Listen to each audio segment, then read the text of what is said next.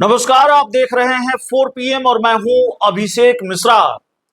देखिए, बिहार की सियासत चाचा और भतीजे की दोस्ती और दुश्मनी के लिए भी बड़ी मशहूर रही है। बिहार में चाचा और भतीजे की के बीच की जो सियासत है, दोनों के बीच जो सहमत का खेल है और दोनों के बीच जो दोस्ती दुश्मनी है, वो बहुत मशहूर रही है। बिहार में यह भी एक बड़ा दिलचस्प मामला रहा है और बिहार की राजनीति के किताब में यह भी एक दिलचस्प कहानी है। अब चाचा भतीजा चाहे नीतीश कुमार तेजस्वी यादव हो, चाचा भतीजा चाहे चिराग पासवान नीतीश कुमार हो, या फिर चाचा भतीजा पशुपति पारस और चिराग पासवान हो। पशुपति पारस और चिराग पासवान के बीच की जो पारिवारिक दुश्मनी है, सियासी दुश्मनी है, वो सबने देखी है। पारिवारिक दुश्मनी पर हम ज्यादा बात नहीं करना चाहते और करना भी नहीं चाहिए, लेकिन सियासी दुश्मनी भी सबने देखी है कि कैसे पहले पशुपति पारस ने चिराग पासवान को एक तरह से पार्टी से चलता किया। 5 सांसदों को लेकर अलग हो गए। चिराग पासवान अपनी पार्टी के अकेले सांसद रह गए और उसके बाद दो गुटों में पार्टी बन गई। दोनों को अलग अलग नाम मिला चुनाव आयोग की तरफ से। पशुपति पारस की पार्टी राष्ट्रीय लोक जनशक्ति पार्टी और चिराग पासवान की पार्टी लोक जनशक्ति पार्टी रामविलास। चाचा पहले भारी पड़े, बाद में भतीजे पर बीजेपी की मेहरबानी हुई तो भतीजा भारी पड़ा। और भतीजा मेहरबानी की बात नहीं है, भतीजा बीजेपी की जरूरत भी था। भतीजे के पास अपनी एक ताकत भी है चिराग पासवान के पास। तो जाहिर तौर पर जब चिराग पासवान एनडीए में आए तो उन्होंने अपने चाचा पशुपति पारस से गिन गिन कर हिसाब किताब चुकता किया। पार्टी दफ्तर पर कब्जा हो या उनको एक भी सीट न मिलना हो लोकसभा चुनाव में, इसके पीछे भी चिराग पासवान ही थे। तो सियासी अदावत भी दोनों के बीच की लोगों ने देखी है। अब ये पुरानी बातों का जिक्र हम इसलिए कर रहे हैं क्योंकि दूरियां मिटती हुई दिखाई दे रही हैं। परिवार के बीच की जो दुश्मनी है वो खत्म होती हुई दिखाई दे रही है और चिराग पासवान और चाचा पशुपति पारस के बीच की जो सियासी दुश्मनी है वो भी तकरीबन खत्म होती हुई दिखाई दे रही है।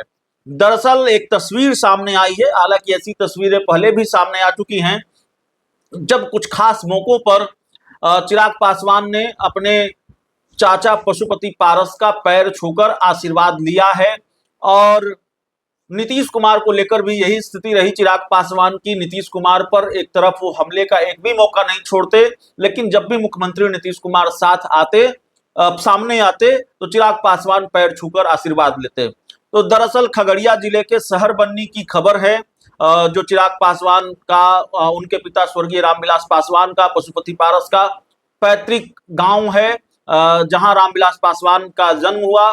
तो शहर बन्नी में एक श्रद्धांजलि सभा आयोजित थी। चिराग पासवान के चाचा अर्जुन पासवान, उनको श्रद्धांजलि देने चिराग पासवान भी पहुंचे थे, पशुपति पारस भी पहुंचे थे, प्रिंस राज जो पूर्व सांसद है वो भी पहुंचे थे, और चिराग पासवान के जो जीजाजी हैं साधु पासवान, आरजेडी के नेता हैं, परिवार के सारे लोग, तकरीबन सारे लोग मौजूद थे। और वहां से ये तस्वीर निकलकर आई कि चिराग पासवान ने अपने चाचा पशुपति पारस का पैर छूकर आशीर्वाद लिया।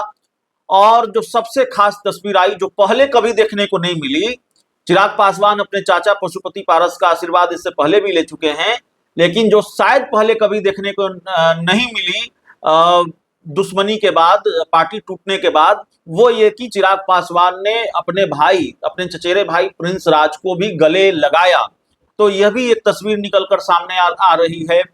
तो राजनीतिक गलियारों में ये चर्चा शुरू हो गई है कि क्या प्रिंस राज और चिराग पासवान और पशुपति पारस के बीच की दुश्मनी पूरी तरह से खत्म हो गई, और खत्म हुई है कि नहीं हुई है, इसके लिए थोड़ा इसके जवाब को समझने के लिए या इसको समझने के लिए आपको थोड़ा फ्लैशबैक में जाना पड़ेगा।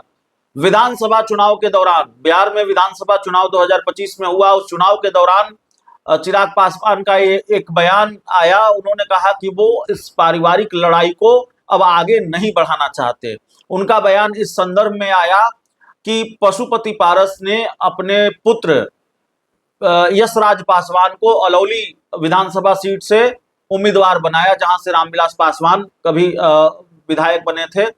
तो जहां से पशुपति पारस भी चुनाव लड़े थे, तो अलौली सीट से उम्मीदवार बनाया।